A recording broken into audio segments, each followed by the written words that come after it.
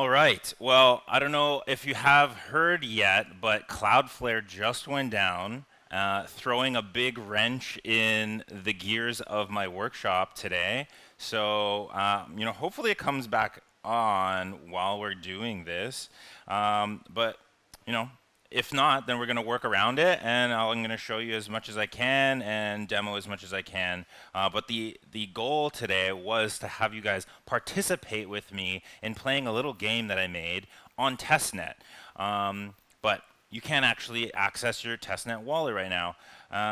So if you haven't already, we should try and take the steps to get ready just in case Cloudflare comes back up. And worst case scenario, you'll be well set up with a wallet that you can use in the Algorand event that's 2 days from now for 2 days. There's lots of prizes and fun to be had, and you'll need a wallet for that. So I encourage you to take the steps to download it now. If you want to scan this QR code here, it will give you the link to the slides that I'm going to go through. That way you can have them, store that, save that somewhere else, so you can go through it later on. I'll leave it up for another second. I'm going to show you a bunch more QR codes as we get into this workshop, so you have all of the things that you need to participate and to follow up a little bit later. I see some folks still trying to take a photo. Is the plant in the way? The greenery is in the way. Let me. Oh, the greenery's in the way too. All right, let's try and move that. All right, hopefully that's a bit better. Yeah, sweet. All right, while folks are taking snaps of these QR codes, hands up if you're a developer. Okay, great, love it, sweet. So lots of developers here are going to follow along. Are you able to snap it? Yeah? Got it? Sweet. Some more folks are coming in still. I will jump back to share this link to the slides again, but I want to jump over a couple slides here and say what you'll need. You'll need a mobile phone, which I see most of you guys already have, or a laptop. Either will suffice. If you aren't in our Discord already, highly suggest jumping in our Discord. There will be a point, hopefully, that I might need to share a file with you. There's a couple ways you can get it. Discord will be one of those ways. You'll need to interact with Laura. Laura is our live on-chain resource analyzer. Very fun, very helpful tool. I'm going to talk a little bit more and show you guys a little bit more how Laura works. But there's a link here for you to have that ready. You can also download one of those web apps to your phone that will link to it. It'll be useful later on.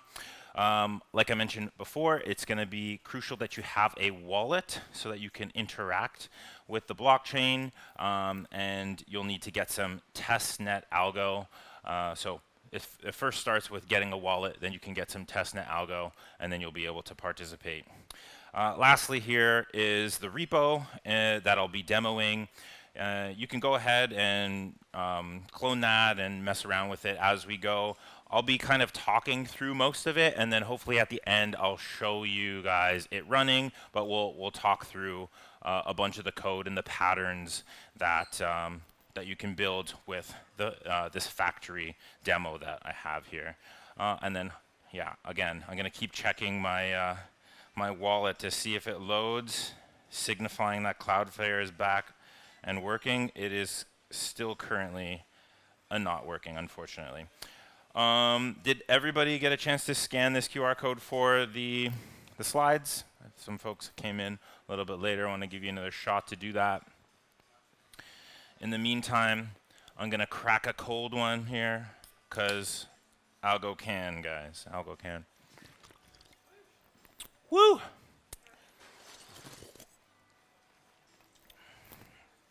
Okay.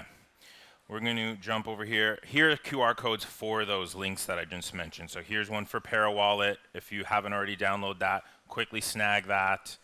Download ParaWallet. Go ahead and set up just a burner wallet. You don't have to worry too much about security. It's just going to be used for testnet. Let's get testnet algo in there. Yeah, not huge stakes.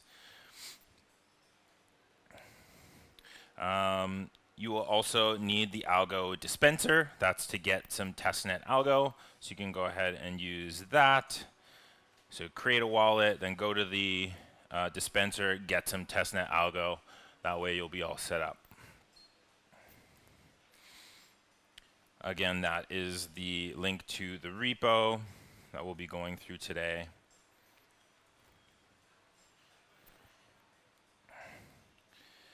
And then this is that file that I was mentioning. You'll need to get this file if we are able to again use testnet, which still is down. And I should clarify, testnet is working. It's Cloudflare. The infrastructure is running on Cloudflare, and we can't access it. So testnet, mainnet, all that is still running, but we can't interact with it at this time, unfortunately, through Parawallet. Okay, so let's get into some of the Algorand fundamentals.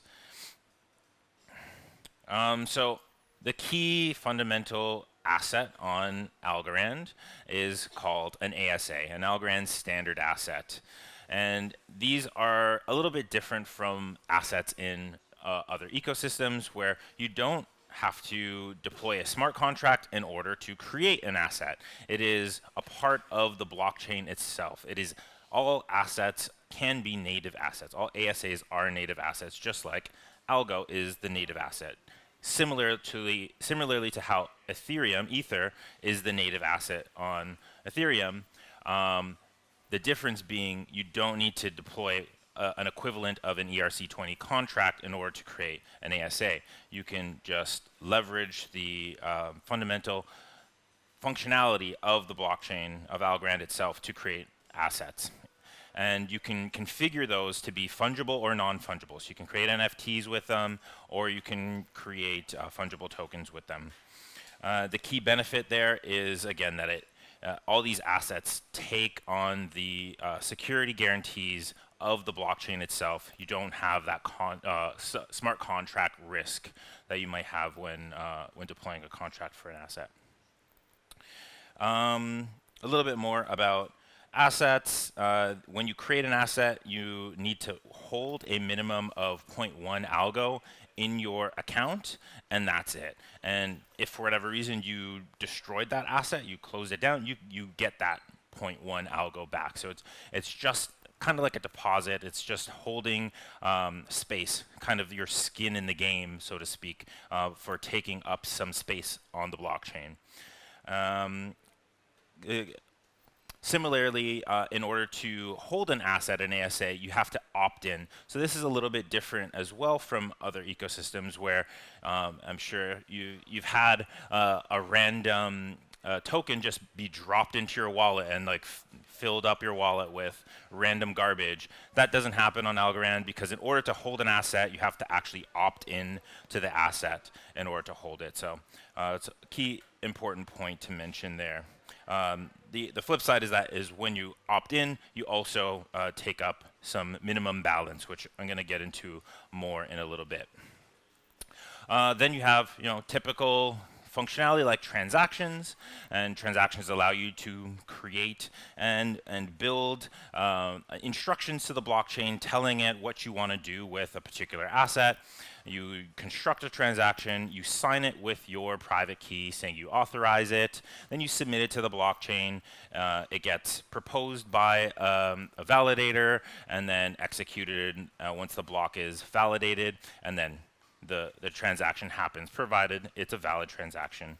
And we'll talk a little bit about what makes transaction valid.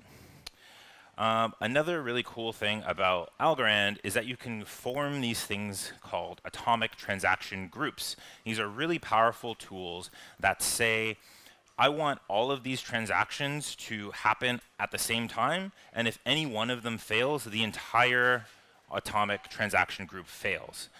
So this is important for things like commerce or trading things with somebody, saying like, I'm going to give you this, you're going to give me that, and then everybody's going to be happy. If I send you the thing and you don't send me the thing, and it's all in an atomic transaction, then the transaction will fail. And there's lots of circumstances where that would be useful. Yeah, go ahead. No, that's a great point. If a transaction fails, there's no transaction cost, which is another key difference from some other blockchains. Cool. Yeah.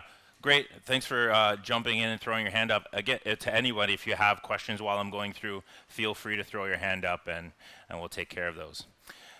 There is some constraints though on building atomic transactions. You can only execute 16 transactions within a group, but you can that is actually quite a lot. You can do a lot within 16 transactions, and if you need more, there are ways to also expand what you're doing. But yeah, there are some constraints there.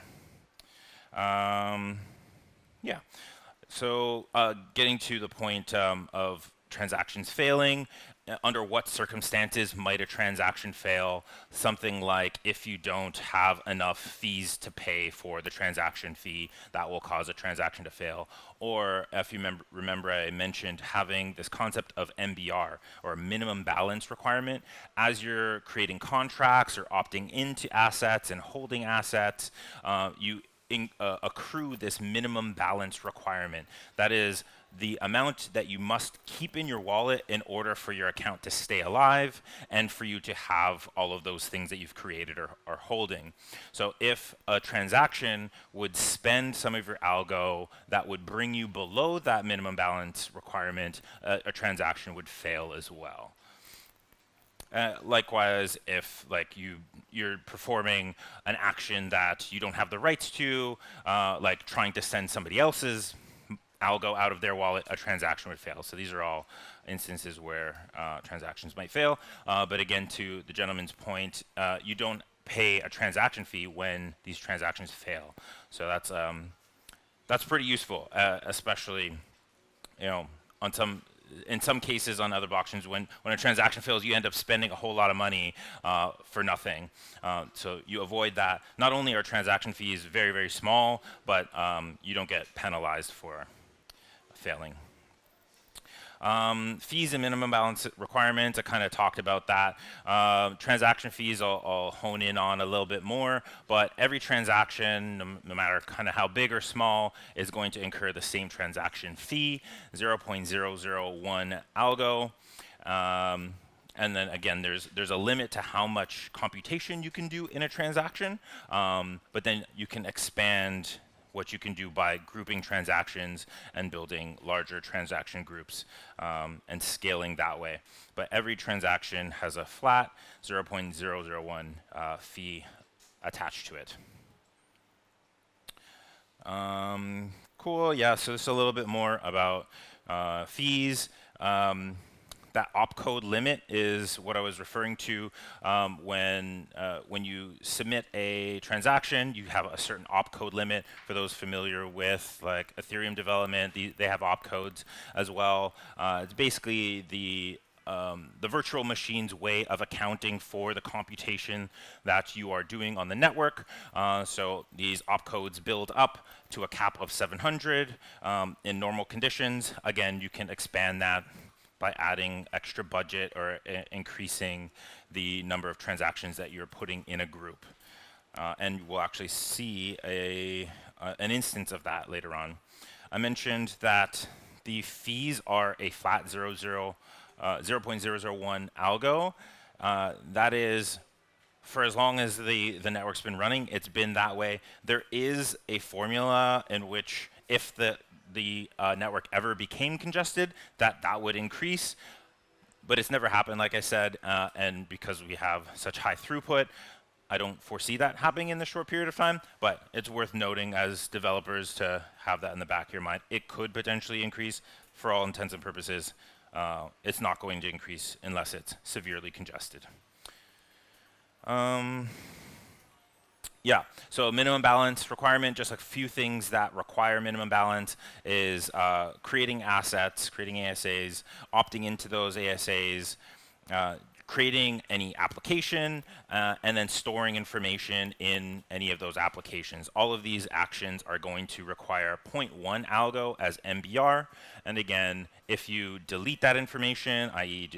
destroy the asset or delete the application that you created, you get that back. That frees up once again. So it's just being held in your account. It still belongs to you. It's just kind of your placeholder to take up space on the blockchain. Okay, let's talk a little bit about AlgoKit after I sip on some sweet, sweet agua. AlgoCan. All right. So AlgoKit is the toolkit for developers to build amazing things on Algorand. It really is an awesome umbrella of tools that you can reach in and grab the tool that you need to build the projects that you want. And chief amongst these tools are the two major languages that we support, Algorand Python and Algorand TypeScript. I'm assuming most of the people that threw their hands up as developers probably know one of these languages. Put a hand up if you don't know one of these languages. That's what I thought. They're quite ubiquitous, so that means that if you haven't built anything on Algorand yet, you already have the tools to start building on Algorand. So congratulations, you're an Algorand developer. Yeah, and so you can use these tools to write semantic, syntactic, Python or TypeScript, compile those contracts, and deploy them to the blockchain, and you will have your first applications. Some of the other tools that you're going to use along the way is LoRa. I alluded to this tool earlier. It's essentially a super-powered blockchain explorer. You can look at LocalNet, which I'm going to talk about in a sec. You can look at testnet. You can look at mainnet. You can interact with all of that with this one tool. Super powerful. The command line tool also is like your command center. You start your projects with the CLI. You run commands in there to run tests and deploy things. It's a very easy way to interact with your project. The utils library is a wrapper around our SDK. It has all of the functionality pieces that you're going to use in your code. So you import utils, you basically have all the things that you need to start building. Then you have the subscriber library. That's going to be largely for your front ends to tap into what's happening on the blockchain and read that information back and update your front ends in real time. We have VS Code configs and templates and bootstrapping tools that make getting set up and running super simple. A few commands, installing the config, using the templates, and you have your own Hello World kind of app right out of the box, and then you're ready to just start coding your business logic. You don't have to mess around getting all bootstrapped and set up. Then we have great testing library tools.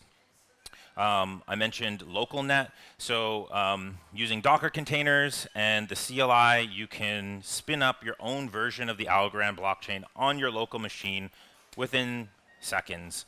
I'll show you this in a moment, and it's very lightweight. Like, you can run it on a very lightweight computer, laptop, and it will give you the same look and feel as the Algorand blockchain. So while you're testing, you have a very easy environment to use. You don't have to worry about getting even testnet algo. You can restart and refresh the local net as many times as you need. You have infinite algo to deploy projects and play around with them and test before you go to testnet and then mainnet. Along with all of that, you have testing libraries. Again, I'll show you this when we get into the code. The AVM debugger to take a look at what's actually happening under the hood. If you encounter some insidious bugs, this will help you debug them. And then once you are going to testnet, you'll have the testnet dispenser, which I showed way back here. I'm going to show it one more time in case people didn't catch it. This is the testnet dispenser. Snag a photo of that or go into that. Get your Para wallet, get some testnet algo. I'm going to check, is the Para wallet, no, still Cloudflare is down. Yeah, that would make sense. Man, Always when we get to our demos, like even if it's not my own fault, it's down. It's a shame. We're gonna trug along. Hopefully, by the time we get there, we have the ability to use testnet. But the rounding off all the tools that we have within AlgoKit is the deploy step. You're able to write a very simple script that will deploy your project, do all of the steps you need to like call the function, so that you don't have to manually do it all the time. So you can from your CLI just run this deploy script. Essentially does a dry run of your project, and you can see what the end state of it is, and then take over and use LoRa or your own custom front end that you built to continue interacting with it. And then we have CI/CD templates. Once you're really ready to go production ready with it, then we have these templates to build out these pipelines that will help you make sure all your tests are passing as you build. Okay, some Algorand building blocks and code. We talked about LocalNet already. I'll just double click on that and say using Docker containers, all you have to do is AlgoKit LocalNet start, and it's going to spin everything up for you. And I will show you that again just a moment. LoRa is the live on-chain resource analyzer. We're going to take a look again a little bit later. Utils and the Algorand client. These are fundamental pieces, building blocks that you're going to use when you're building. Utils has all of the tools. You're going to generate a client. The client is essentially how you're going to interact with the blockchain in your code. It has tons of methods attached to this namespace that you can create wallets. You can do method calls. You can create applications. It's all baked in there for you. Pay transactions, we talked about this already, but you can take ASAs and you can pay people with them. Algorand is an ASA, and you can, that's the basic transaction is a payment transaction, and then any other ASA is going to be an asset transfer. It's essentially the same thing.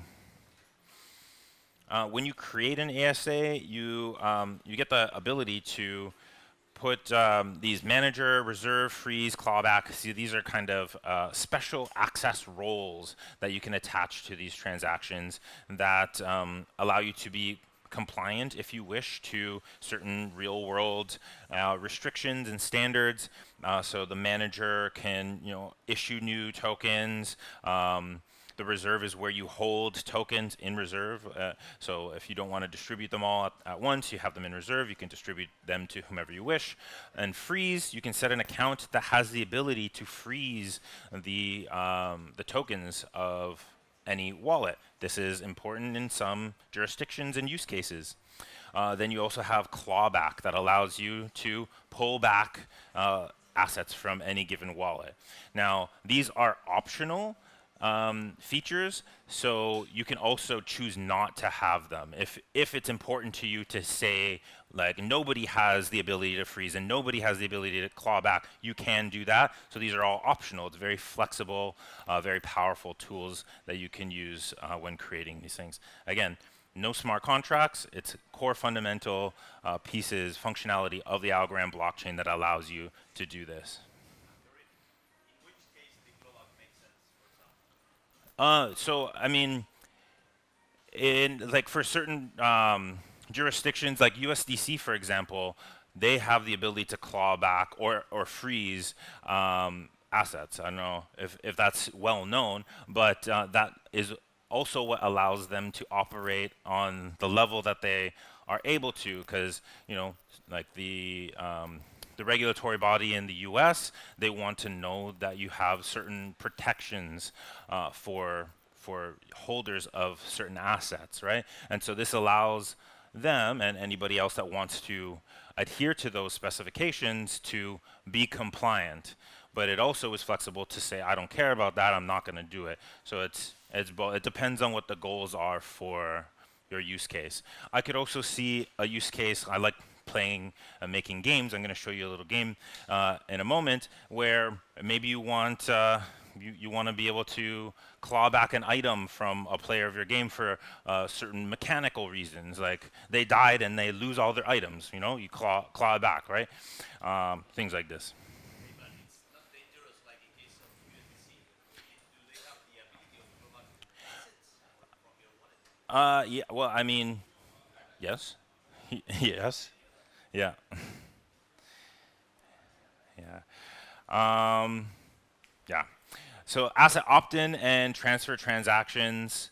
I talked a bit about this previously, but you can't just send anybody an asset to their wallet unless they've opted in. So this really prevents that spam aspect of just getting junk in your in your wallet. And again, this also has implications on compliance, because in some jurisdictions, just getting sent tokens to your wallet can be a taxable event, and that would suck if you just got sent a bunch of random tokens that were valuable and then they weren't valuable afterwards. Now you pay all these taxes. Yeah, it's a headache. So so opting in kind of solves that. If you want the asset, you opt in, then you can hold the asset. If you're not opted in, nobody can send you an asset.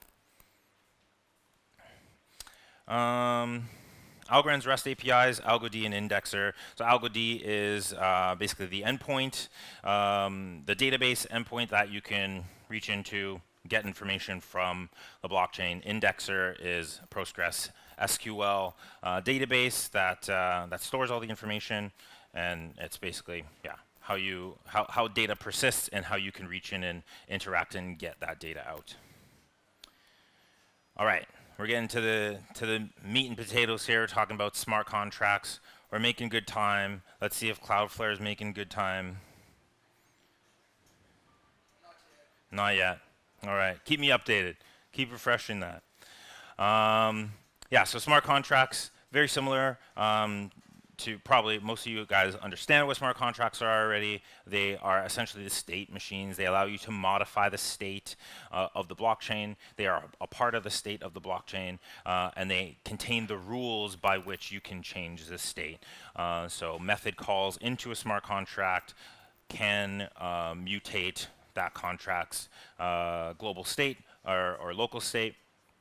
And that's how things happen, how assets move around, how data changes from one state to another. You can access on-chain values through smart contracts. So your smart contract can reach out and look at the state of another smart contract, take that in as information, do something with it, spit out its own state. And I'll show you how to do that. There's some interesting and important pieces to know about that. In order to kind of do that, you would use inner transactions. So a method on your contract can trigger other method calls on the same contract or on other contracts, and that's done through inner transactions. And it's done through the application account. So every smart contract has an application account attached to it. Very important kind of distinction where in something like Ethereum, the address is where the smart contract lives. It's a little bit different in Algorand.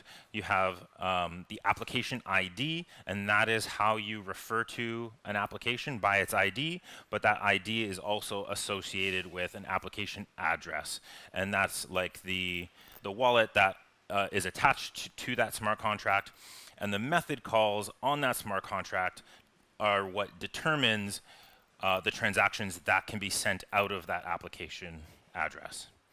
Hopefully. I'm not super familiar with Solana, so I can't say the direct comparison.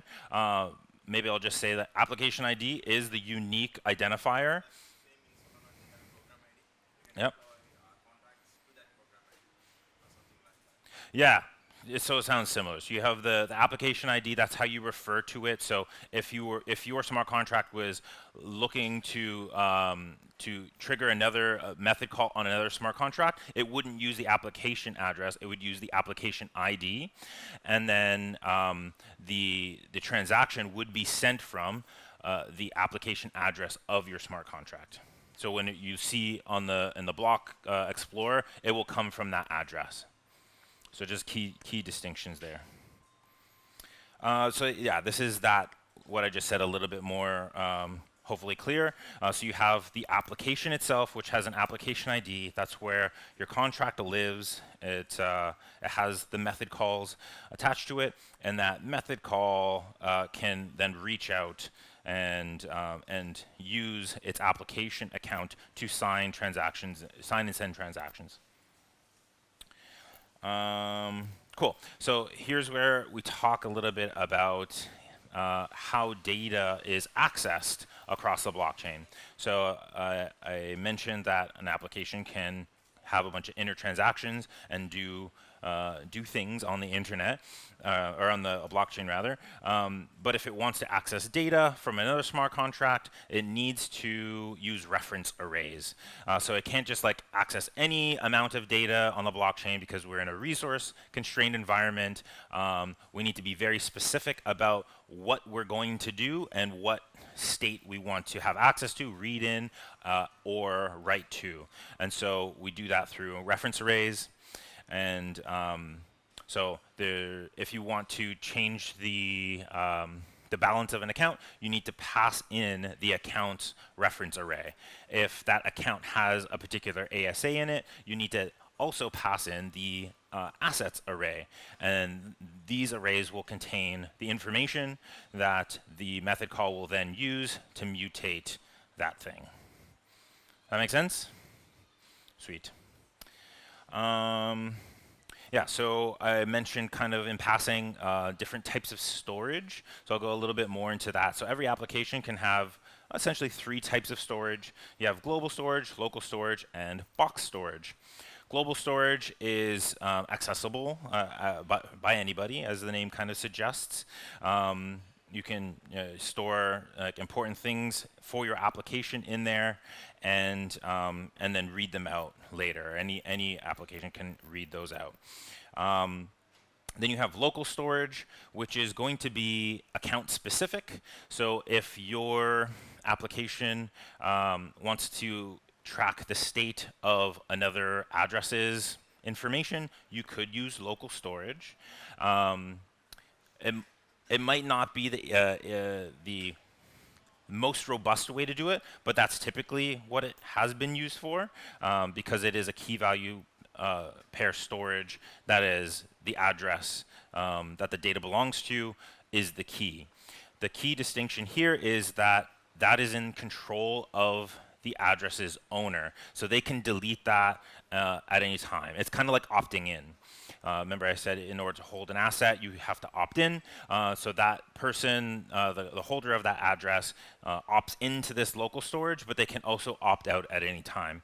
So if your application is storing things in local storage that are crucial for it to operate, and then the user deletes that information, you might end up into some sticky situations.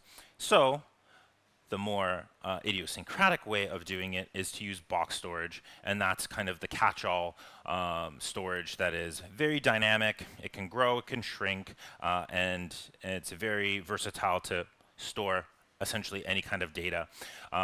But yeah, so I'll just go again from the top and say who pays for this. And when I say pay, it's paying an MBR, so it's a minimum balance requirement. You're not actually paying; you're just responsible for holding the algo in the wallet that represents the state, that represents the amount of memory that you are taking up on the blockchain. So global storage is paid for by the person that deployed the contract.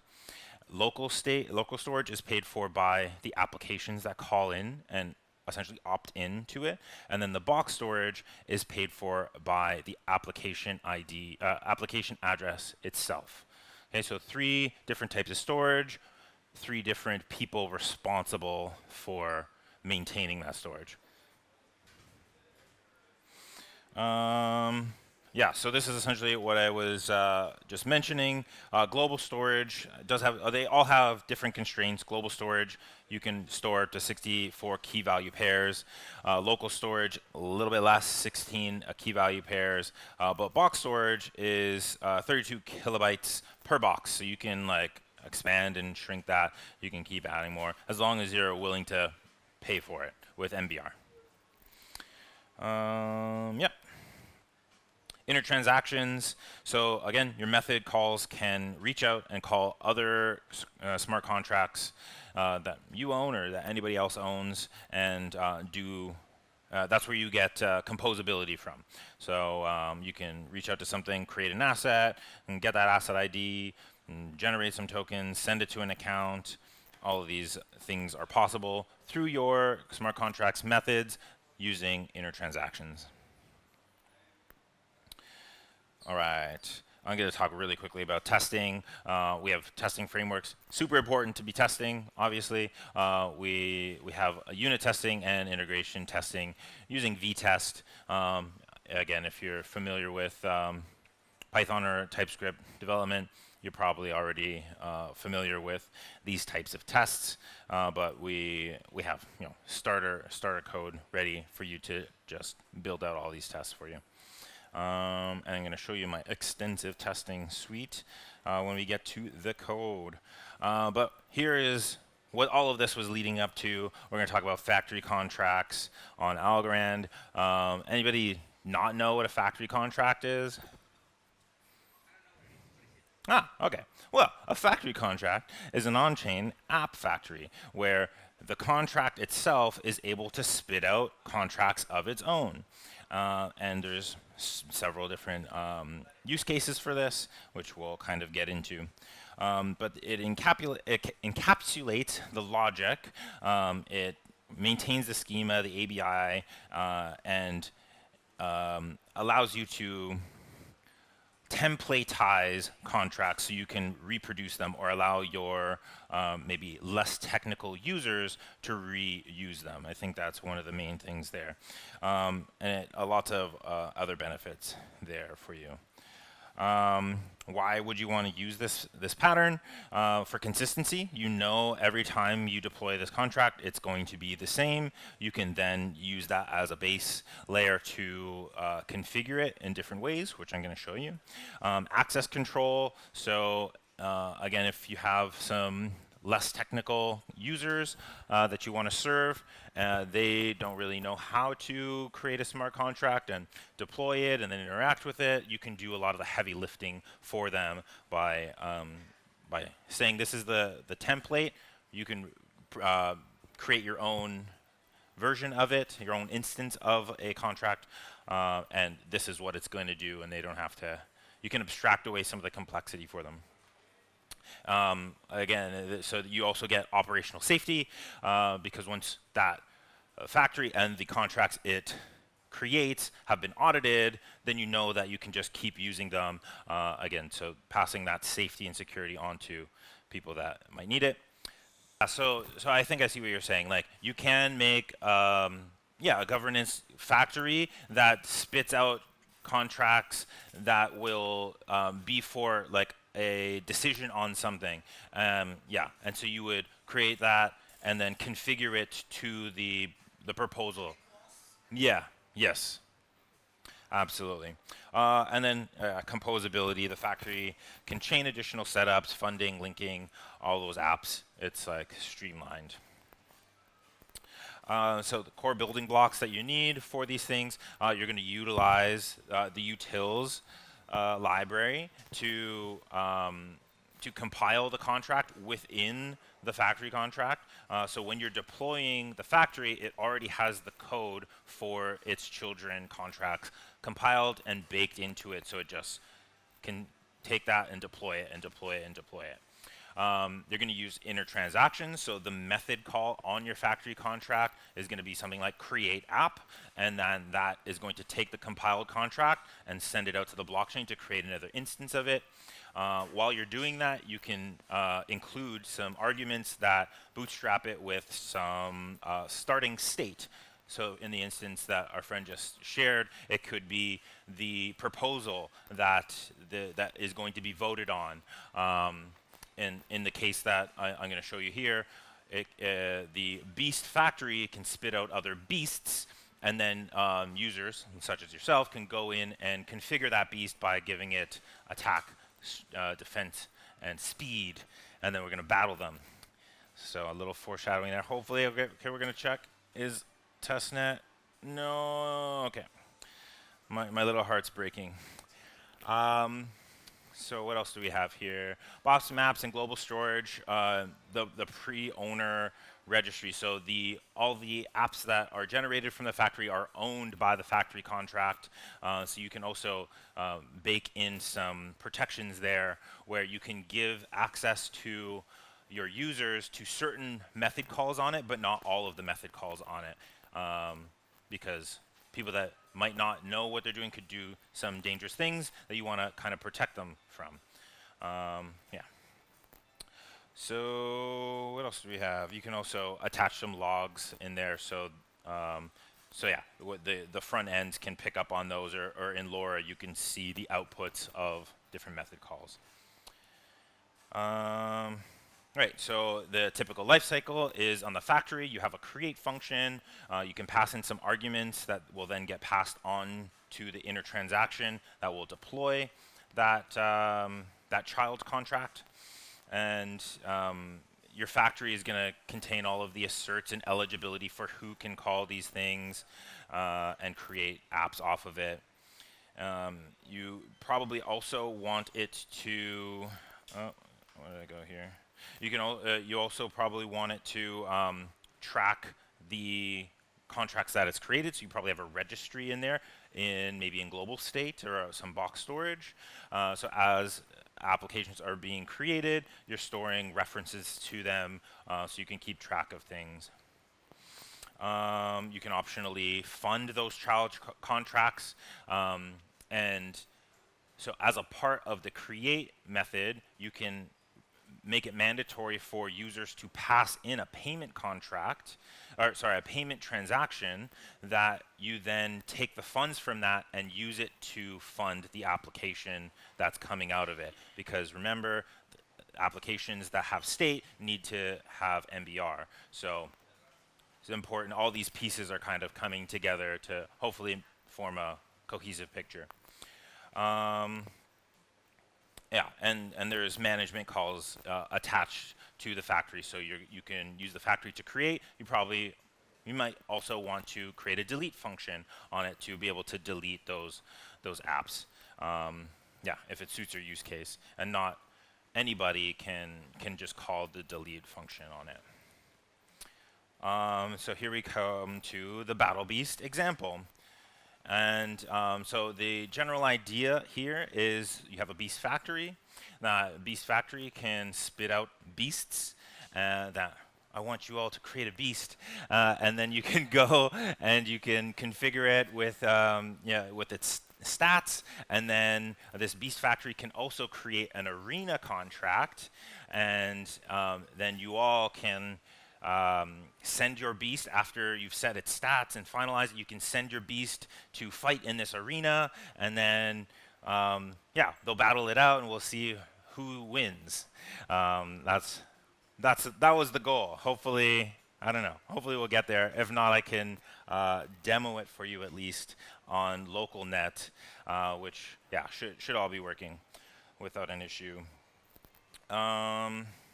Yeah, so the beast factory keeps track of all the beasts that are created. It keeps track of all of the arenas that are created.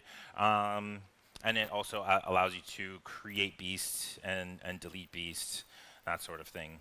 And then the arena is a massive contract. It does a whole bunch of crazy logic, and will probably be a good learning example to see all of the things that I've previously talked about: inner transactions, grouped transactions, increasing opcodes so you can do a lot of computation in one chunk, like calculating 8 battles at the same time, reaching out and grabbing like 8 different applications that are across the blockchain, reading data from it. It's pretty crazy. I pulled my hair out several times trying to put it all together, and we got to a working place, which I'm pretty happy about. And testing. So I'll show you these massive, crazy tests, some that take minutes to complete. Yeah, it really is useful to have all of these tools just like sitting in front of you with AlgoKit that made this development experience quite seamless. The logic is the crazy part, that you can like spend hours figuring out how to do all of these things, but you have the tools to implement it, and that's what I really love about using AlgoKit. Yeah. So, you're going to start off with local net always, I suggest, because you can reset the you can reset the blockchain as many times as you want. You have infinity algo to your disposal, so you don't have to worry so much. You can go fast and break things. Then when you get bugs, Google. But the next best thing is we have AI these days. So you just throw it into your LLM, throw it into Kappa, which I'll show you. Kappa is our specially trained AI agent on our dev portal. It's trained on all of our documentation. It's really, really good at debugging your stuff. So many times I just like, what's going on here? Copy paste the error code into our website, Kappa, and it's like, oh, there's your problem right there. And then I'm off to fixing it. Yeah. So one of the unique things about Algorand mainnet, or Algorand contracts in general, is that they're upgradable by default. So you can just push new data to that same contract. And there's we actually recently put in a new update to the AVM that has versioning on contracts. So as you're pushing new updates to contracts, the version changes. So any front ends or any users that are interacting with your contract, they can reference the safe version. They know what the safe version is. Hopefully it's been audited. And so if they submit a transaction with a version that is incongruent with the version that is there, it will fail. So there's protections there, but also allows flexibility for developers to upgrade their contracts. That being said, you can also, like the manager and freeze and configuration of an ASA, you can revoke that access. So you can say, this is the contract, I revoked my keys for it, and it's never going to change. So there's some cases in which that's beneficial, right? Some people want to know that a contract is never going to be mutated. But it's flexible. Yeah. Absolutely. Any other questions? Okay, let's truck right along. When are you going to use a factory? Anytime you need similar contracts that are like cookie cutter, the same, maybe with some small configurations, things like DAOs. Our gentleman mentioned something like games or vaults or lending pairs. Like you can imagine like DeFi.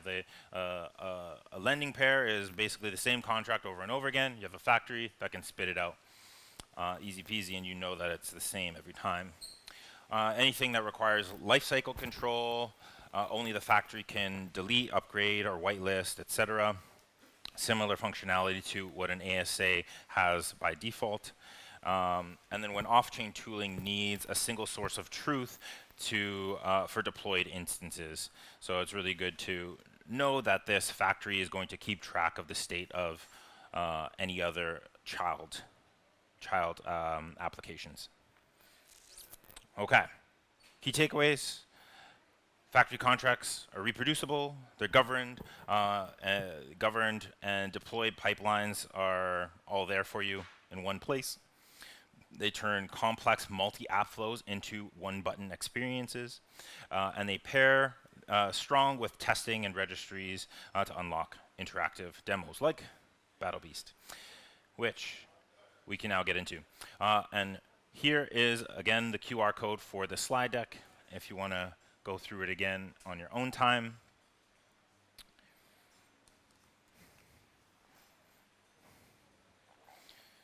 And Cloudflare's still down. Okay. Did anybody? Well, yeah. I guess we're not going to be able to. We're not going to be able to play yet. Well, still suggest you download Para in the slim chance that we're able to get it up and running. So if you haven't already, scan this, download Para, and generate a wallet. It will be useful if you come to Algorand, like I mentioned. Hopefully in a couple days everything will be sorted out. Okay, we're going to jump over to some code.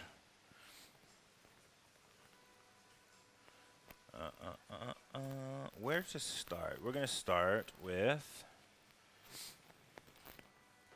let's make this. This is my good friend over here. His name's Cursor.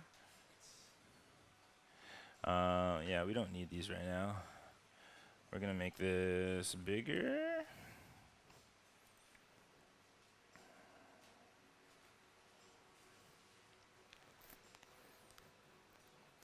Yeah, you guys see that? Is it big enough? Okay. So this is the Beast Factory. So we start off like most TypeScript files with our imports. We're getting a whole lot from Algorand TypeScript, some more from our Arc4, which is our like ERCs. Arcs are our ERCs. So these are like standards that we've developed as a community. So we're getting some stuff from there. And then we're importing the contracts, the other contracts, which we'll take a look at in a moment. But yeah, then we get into declaring what our contract looks like. So we start everything off with this export class, the name of the contract. It extends this concept of a contract. And that's the bare minimum of having a contract. And then inside of that, you can start declaring some of your state. And so this is an example of some global storage here. And that's the beast registry. So as beasts are being created, they're also going to be added to this registry. So you ever want to know what beasts exist, you can reach in and say, hey, tell me what the beasts are. And there's a method for that, which I'll show you in just a moment. But it starts with creating a beast. It doesn't take in any parameters. But the first thing that happens is it takes that beast contract that I'll show you in a moment, and it compiles that.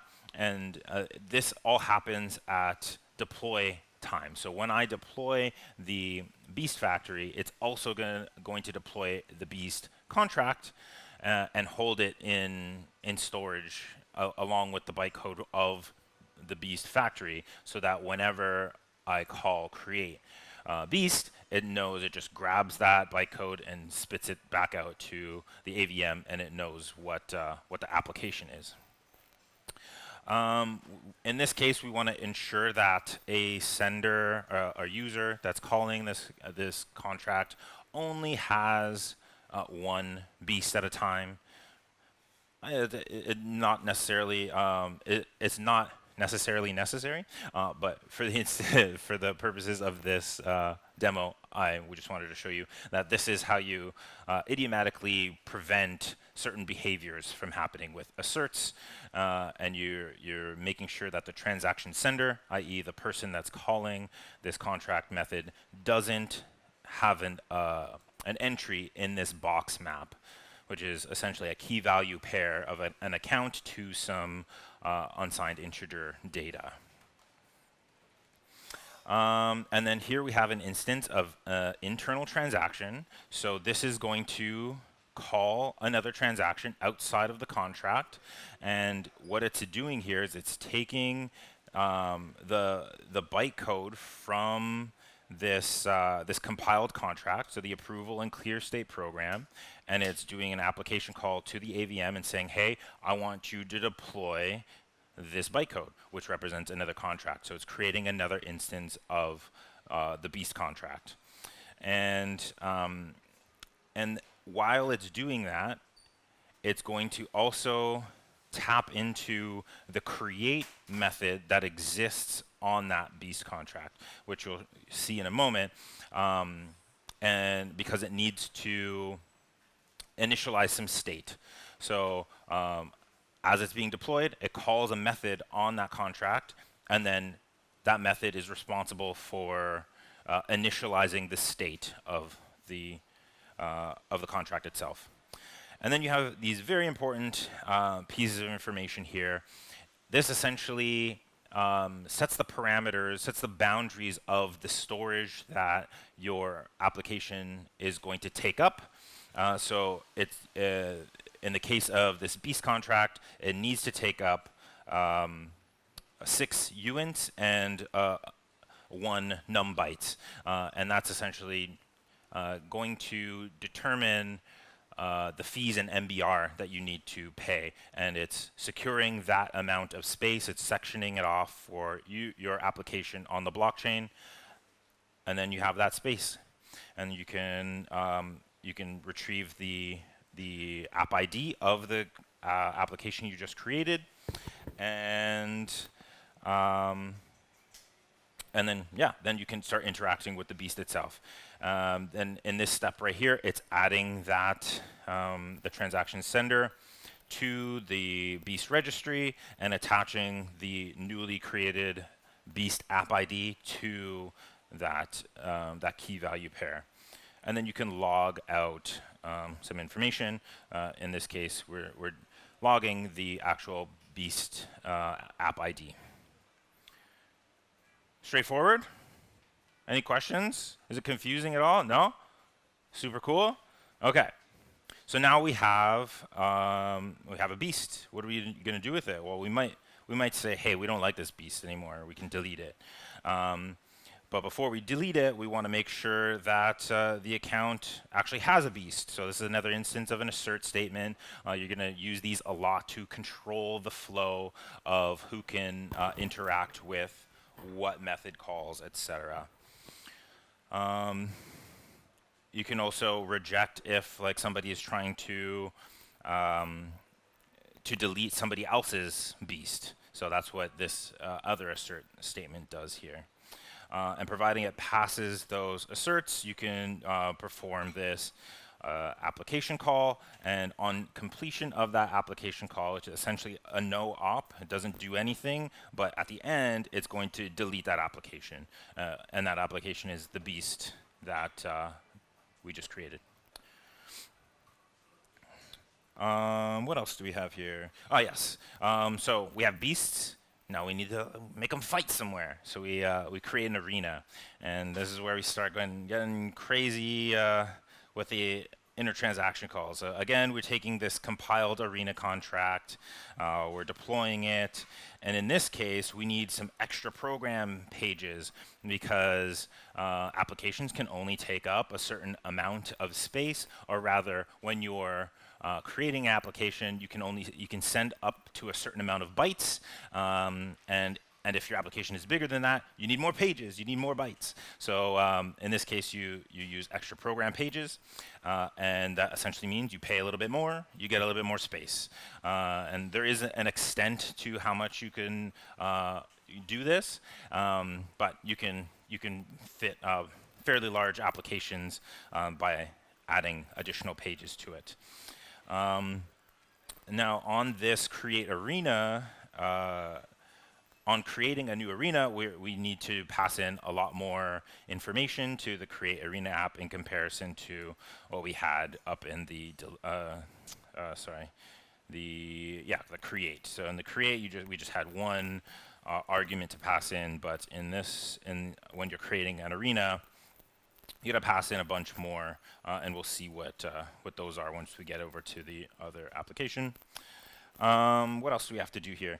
So when we are creating this this application, it is going to need some MBR because it has to hold some state, and it's going to accept more calls into it for beast to be registered to it, and then for it to process the tournament.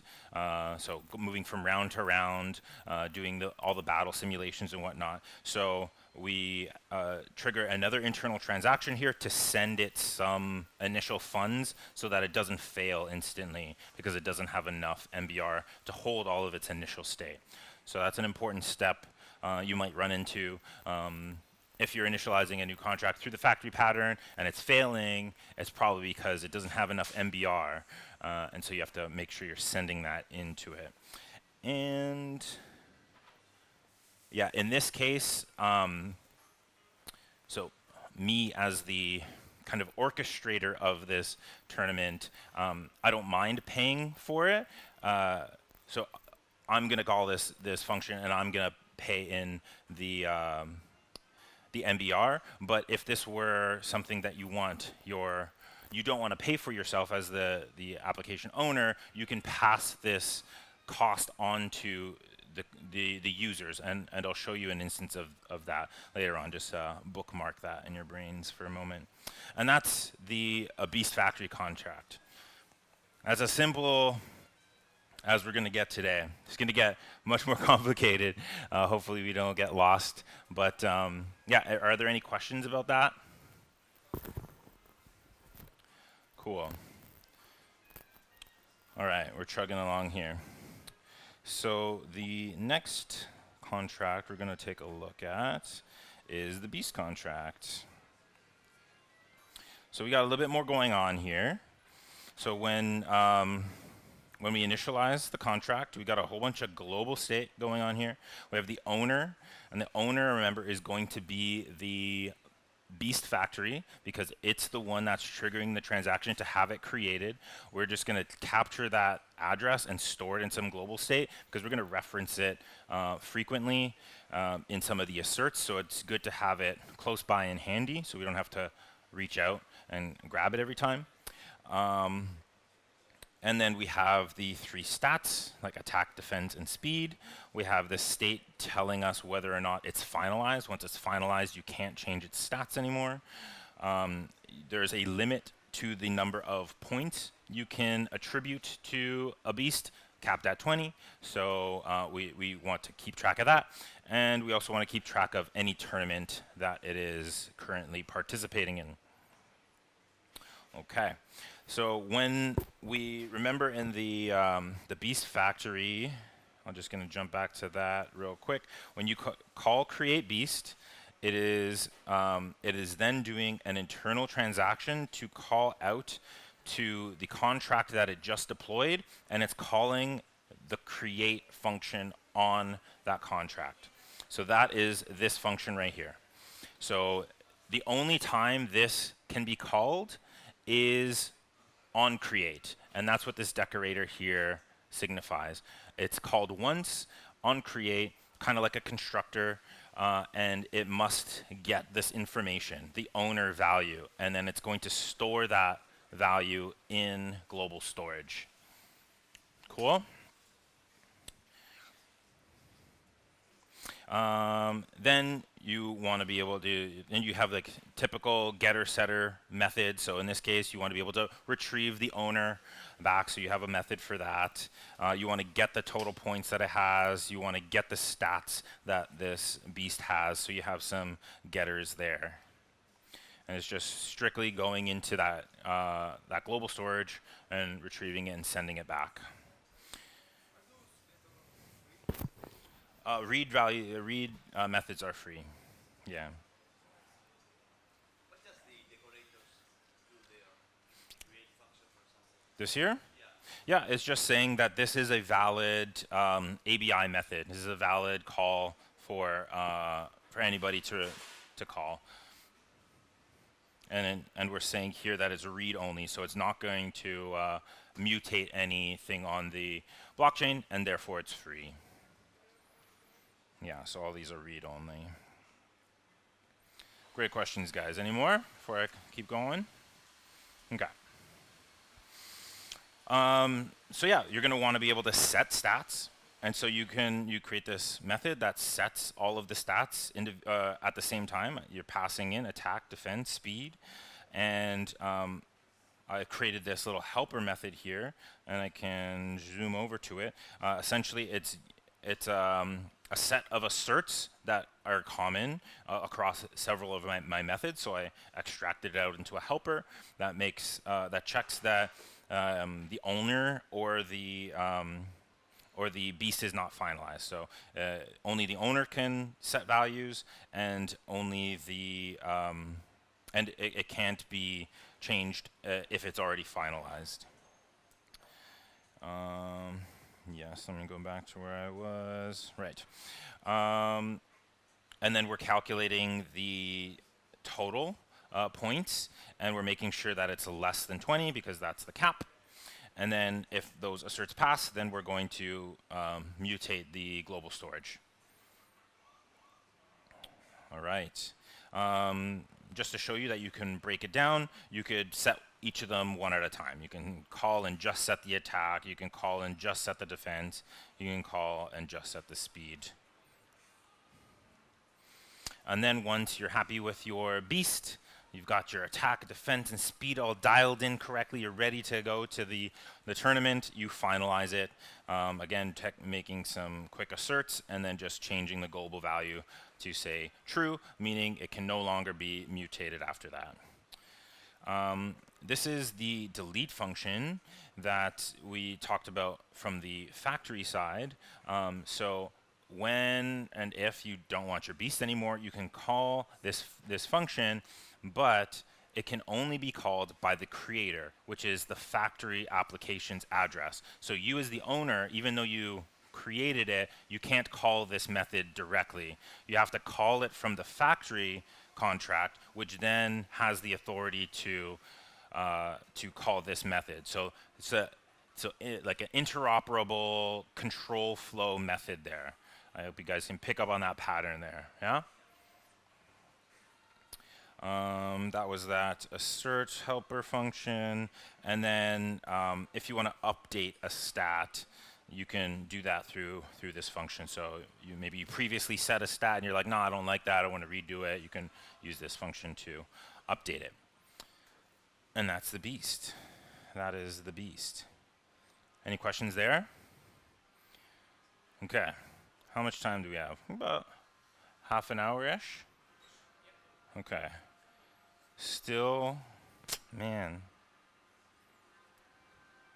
Yeah. All right. I'm almost giving up that Cloudflare is going to sort its stuff out, but we still have a little bit more to go through. Sorry? Is that what it is? It's okay. So if you guys have VPNs, go for it. I don't have a VPN on my phone, but yeah, that's it's thinking. It's thinking. I'm not sure if it's about to load or if it's teasing me right now. Yeah, no, teasing me. Okay. We're going to get into the arena contract, which is several hundred, 800, nearly 900 lines long. So we won't go through every single piece of it. Maybe I'll just point out some key areas. We got a whole bunch of global state.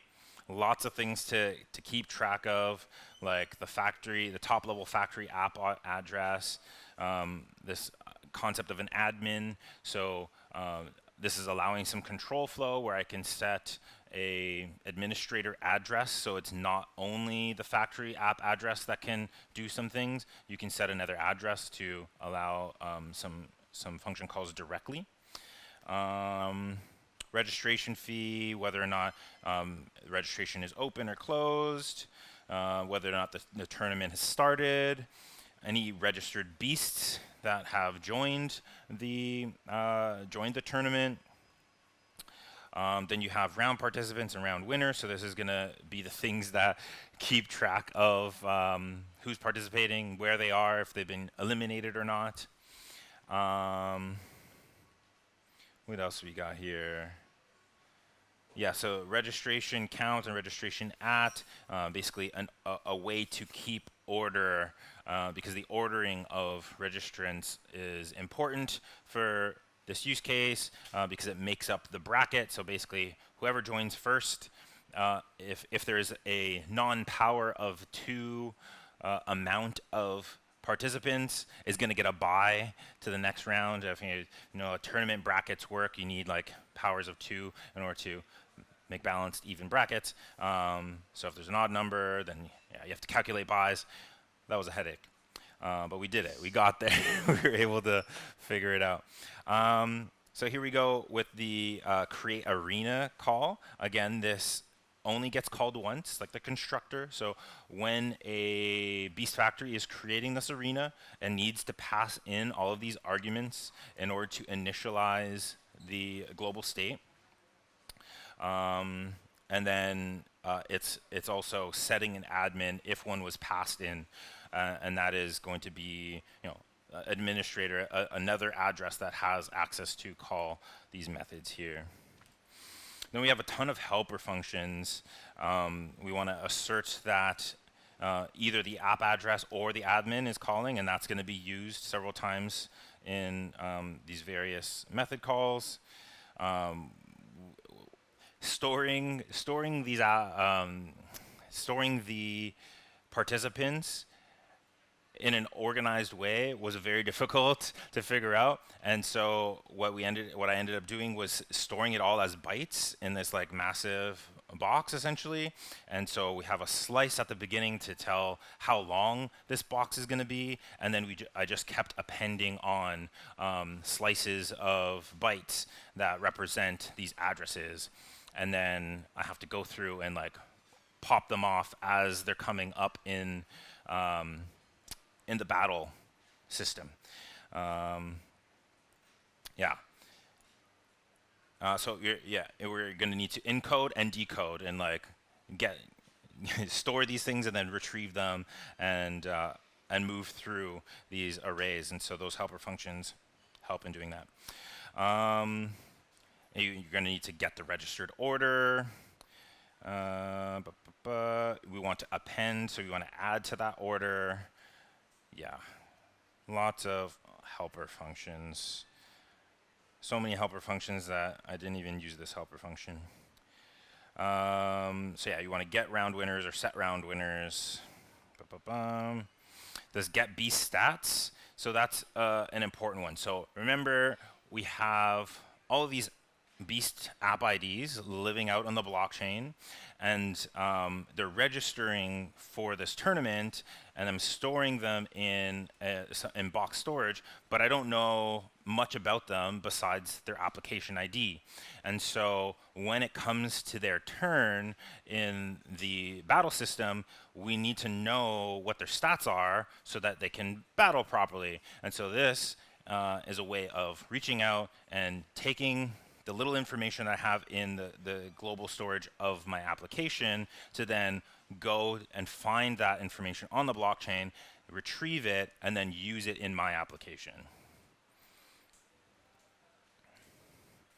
I probably won't explain focus search specifically. Now we're getting into the game mechanics. So the game is basically a rock paper scissors type game where attack is better than defense. Defense is better than defense is better than attack. Attack's better than speed. Speed's better than attack. It's a little triangle. I played with the crazy numbers. I tried to make it as balanced as possible, but essentially where I ended up was like extreme cases were way too overpowered, so I created this other mechanic to balance things. That's what focus surge is. I won't explain it more than that. If you want to read through this contract at a later time, it's fun. I had a fun time creating the battle logic for this, and that is something that I would want to leave you folks with.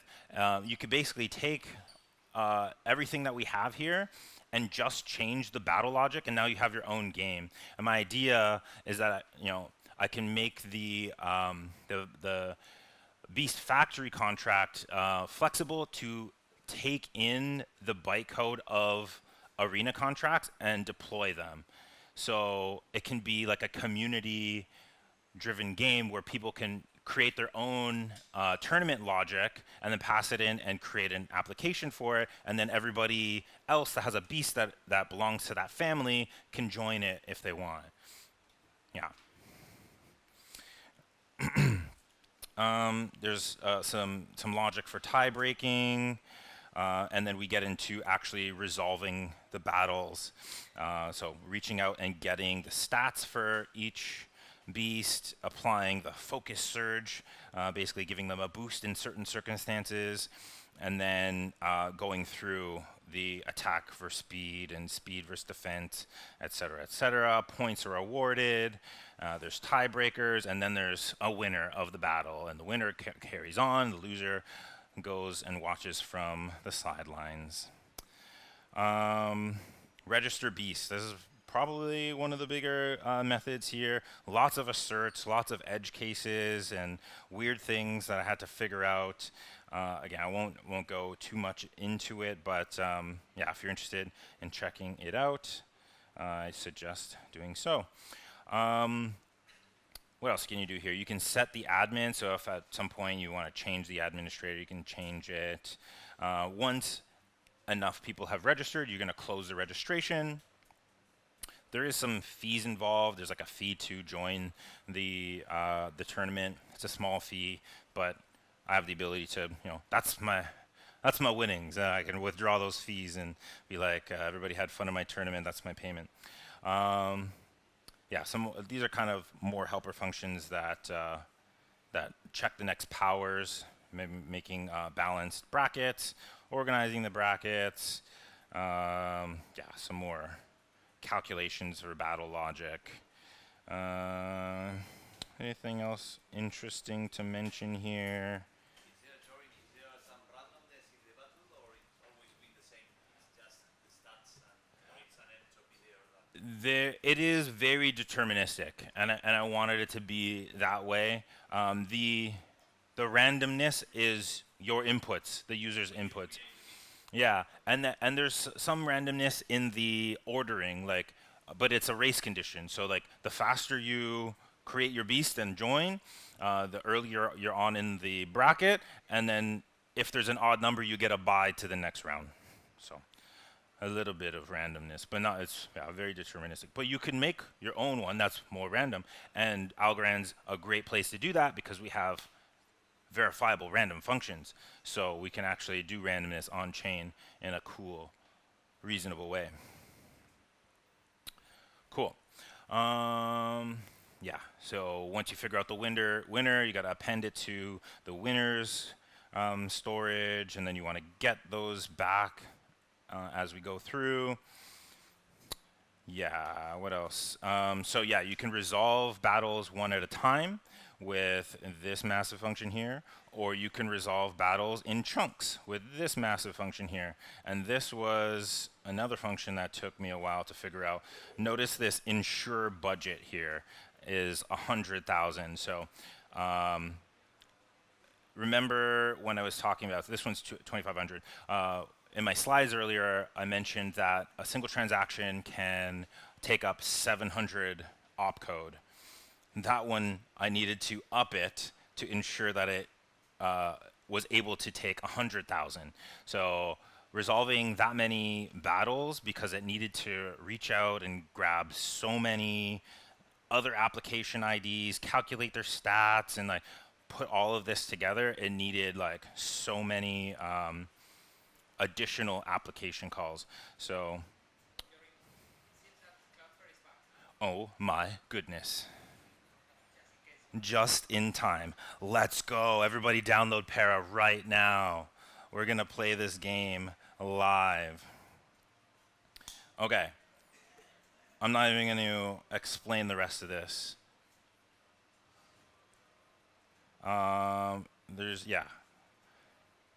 You guys get the gist of it. Like I've shown the key patterns that you'll probably be using.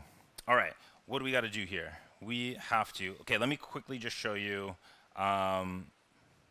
This is Docker. It's going to load here. This is the local version of the Algorand blockchain that's currently running on my machine. All I have to do, it's already running. So what's happening here? So all I have to do is git, no, not git, algo kit project, no, algo kit local net reset.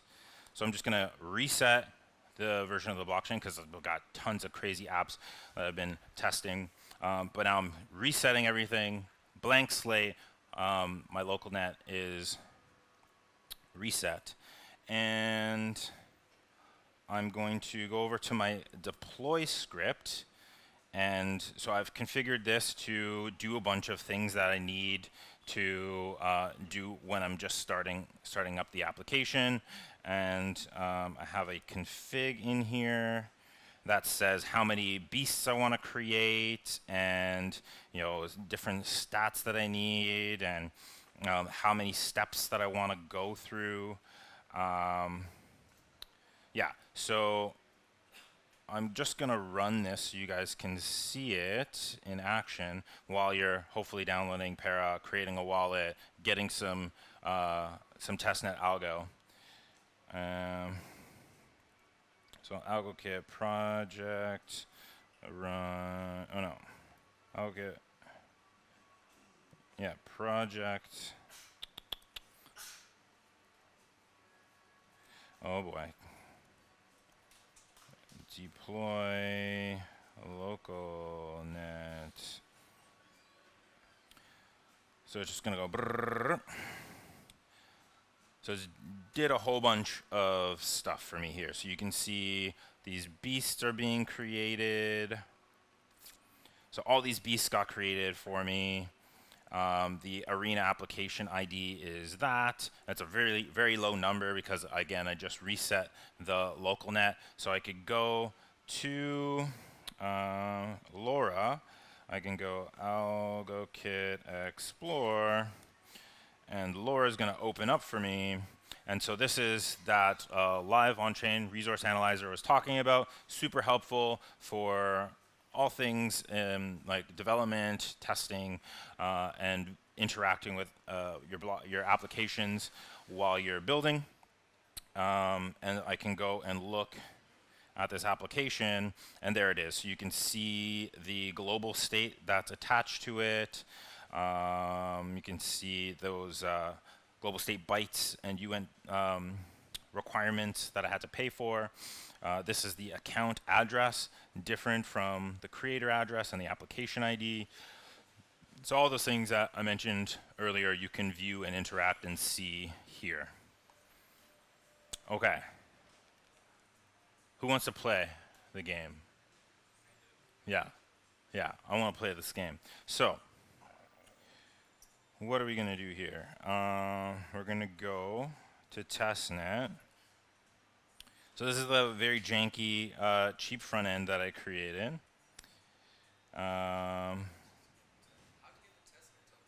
Testnet tokens. Let me jump over here and go here.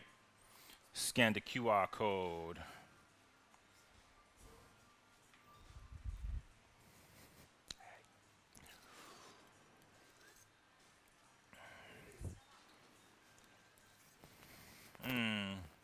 Anybody else having troubles? We have some folks over here where it's not loading for them, unfortunately. Is it working for you? Sweet. Are you connected to the Wi-Fi? Yeah. Dang.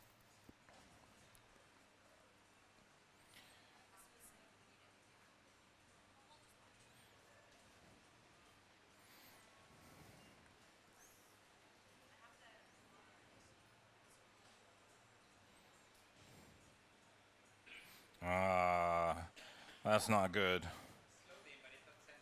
Yeah. Yeah. It's saying connection failed. It was an illusion. No. Refresh. When in doubt, refresh. Clear cache, refresh.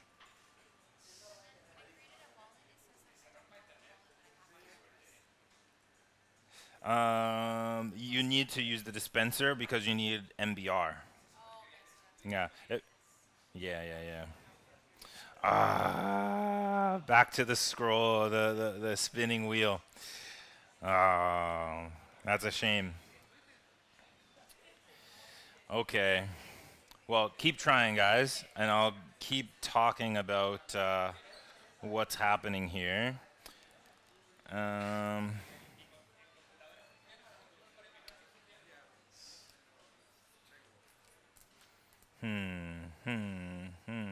okay. What are we gonna do? Okay, so I'll show you how to do basically what I wanted to do, but on LocalNet, sad face. So I'm going to switch LoRa to LocalNet, and I'm going to need to reset my my thing again. Oh no, what happened? Ah, there it is. Okay, so I'm going to go LocalNet reset.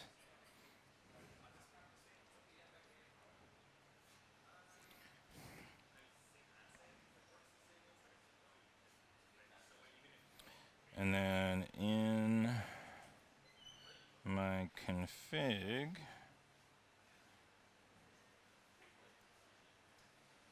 so refresh this. So I can connect a wallet to a LocalNet instance of LoRa, and that's just going to be like a burner wallet that's full of algo. And so I can use this to do whatever I want and test. So I'm going to copy that address, and I'm going to plop it into my config file. And what this is going to allow me to do is it's going to set that address as the admin to whatever I deploy here, so I can actually call things on it. So I'm going to go ahead and deploy again. And yeah, so again, it just generated 15 random addresses and then created some random beasts with different stats. And you can scroll back and kind of see all the different things. So this one's 4, 15, 1. The other one was 7, 7, 6. But the main piece of information I want is the application ID. And I can go over here and drop that into LoRa, and now it knows that I have this application here, and I can go and view it. However, it doesn't have any functions on it. Why doesn't it have any functions? Because it doesn't know what functions exist on it. And so you have to use this other handy tool in the App Lab, and so you can create your own quick user interface using LoRa by passing it in the information that it's going to use to do so. So you got to give it the application ID, and so you're going to use existing because it's already deployed, and now it's asking for an ARC32 or an ARC4 or an ARC56, and so that's actually one thing that I didn't show you. So let me go back to the code and show you. Yes. So one step that you need to do before you deploy is you need to build. So you need to compile the contracts. And so it's, again, back in your command line, it's algokit project run build. And actually, let me do something here to show you it in action. Where is it? Oh, artifacts. So I can go in here and select all of these and delete them. I'm going to move those to the trash. So there's nothing in my artifacts folder anymore. And I'm going to build. It's going to take a minute. But then you see, they all appeared again. So it's basically taking the TypeScript or Python, if you've written your smart contracts in Python, it's compiling all of them and creating these artifacts and storing them for you so that you can do things like this. So I like using the ARC56, and I want to reveal that in Finder, and then I'm going to take that. Wait, no, I don't want the beast one. I want the arena one. I'm going to grab that and drop it right into the user interface here.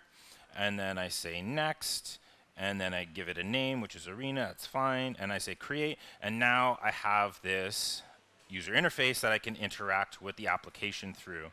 So when I go into the application now, it has all of the ABI methods. So all of the methods that I had on that smart contract are now available to me here in this web interface. And so we can do things, oh, it's listed here as create arena, but we can't actually call it because remember this only gets called one time at the beginning. But we can do something like register beast. So there's already, actually let's take a look here. So we can see in reg count in the in global storage that there are already 15 beasts registered because I ran that deploy script and now they're in there. We can see that registration is still open because it says 1 here, and the tournament is not complete and the tournament hasn't started yet because they are zeros. You can see the factory address, the one that created this application is there, and then my address as the admin is here. So this is what's giving me the ability to call these functions. And so what do I want to do? I'm just going to close the registration, and then I'm going to start resolving some battles. So closing registration, simple call here. So this is the application ID. This is the method that we're calling. It's a no-op. It's not going to return anything. It's not, yeah. And the sender is auto-populated as myself. And I'm going to show you this way first because this should, oh yeah, this one will be okay because it doesn't require much. Yeah, so I can close registration. And you can see now, if I refresh, that the registration is no longer open. It's now a 0, but the tournament hasn't started yet because I need to call start tournament. So another similar kind of call. But this time it's giving me an error. It's saying the dynamic cost of this program has been exceeded. That doesn't bode well. What do I gotta do? I gotta add ABI call on 105. Get round progress. Add that. And then it's going to say fee too small. So the first thing that happened was it did a simulate and realized that I don't have enough opcode budget to complete this thing. So what do I need to do? I need to add other transactions that don't require much opcode budget, and I can use that to increase my budget essentially. But now it's saying because I'm doing 2 transactions that I don't have enough fees, and I'm adding some additional overhead, so I need to pay more. So normally this set fee automatically is there, just pays the basic amount, but I'm going to come in here and up that amount. I'm going to say 0.5 just to make sure that it's all covered. I'm going to update that, and now oh, it's saying add another app call because I still don't have enough boxes for my references. So I'm going to add another transaction, and I know this application call here, get round. This is like my cheapest transaction that doesn't really return anything, so I'm going to add that. And oh, so that's interesting. So now it's saying that because I have this same transaction in the group, it's saying I have it in twice, so I need to make this unique by saying unique. You just pass in like a string. This should work to differentiate it, because when it compiles, it takes in this note and should generate a different, hash, meaning transactions are unique. There's another replay protection thing built into the AVM. If you generate the same transaction, try to submit it, it's going to stop you for obvious reasons.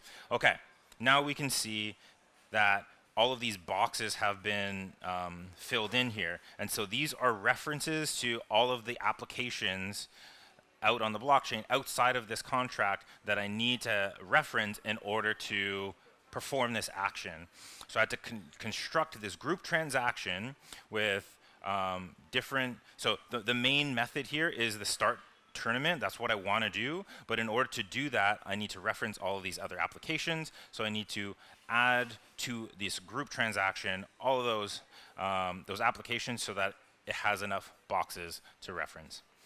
And now, so I just ran simulate. You can do that as many times as you want. It's not actually submitting a transaction, but you can see what it's done here. And I did the start application call. Is this? Yeah, that's big enough, right?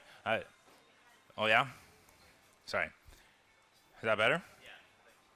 Okay, so I had this application call start tournament, and I had these two get round program, and in between there I have this app create call, which is upping my my limit essentially. That's created by that ensure opcode budget thing I showed you in the contract code. So that's just a simulate that I didn't actually submit it, but this time I'm going to actually submit it, and now. If we refresh, we'll see that the tournament has started, and we're all groovy. Let's see if it's going to show me on this visualizer. Can I connect? Sweet. So this connected to that instance on my local net. It shows you all the registered beasts with their myriad of configurations, different attack, defense, speed, etc. And this is the first round, all the pairings of those beasts. And then very quickly, because we're running out of time, I'm just going to do a resolve remaining battles call and do a whole big chunk of them at the same time. I'm going to try and do 6 of them. I might be ambitious. I'm going to give it a whole lot of fees, so hopefully it doesn't fail. Let's see, it's going to tell me I need more resource limits, so I'm going to try and add these really quickly here. Ba-bum, method, this one, and 0. Add that. Yeah, it's gonna require a bunch.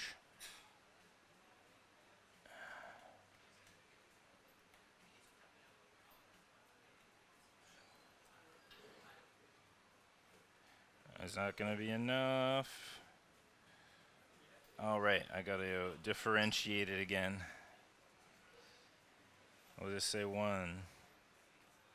All right, so that was enough. I got all my references in there. I'm just going to send it. I won't explain it.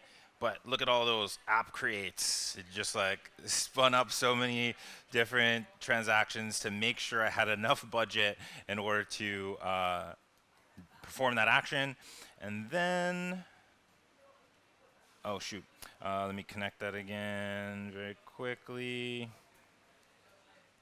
Okay, so it performed all of those battles, and you can see who won, who lost, etc. There's one more battle left to be played in there, but I could play that. Then I would finalize that round. It would go to the next one, and you repeat the process until the tournament's done, and you have a winner, and they get a big prize. And I didn't implement it yet, but I want to implement a sudden death tournament where if you lose, your beast gets deleted. That's fun for me. I don't know. Yeah, that's it. That's the idea, guys.